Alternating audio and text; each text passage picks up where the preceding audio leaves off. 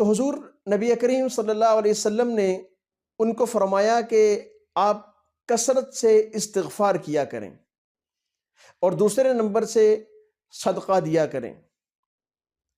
صدقہ دینے سے بلائیں ٹلتی ہیں اور کثرت سے استغفار کرنے سے گناہ جھڑتے ہیں۔ جب گناہ جھڑیں گے، دل صاف ہوگا، دل پاک ہوگا، تو ہم دعا کریں گے اللہ کے حضور، تو اللہ کے حضور دعا کی قبولیت زیادہ بڑھ جائے گی۔ تو اس شخص نے صدقہ بھی کثرت سے دینا شروع کیا اور استغفار بھی کثرت سے کرنا شروع کیا، اور اس کی برکت یہ ہوئی کہ فَوُلِدَ لَهُ تِسْعَةٌ مِّنَ الذَّكُورِ، کہ 9 بیٹے ان کے ہاں پیدا ہو گئے۔ الحمدللہ۔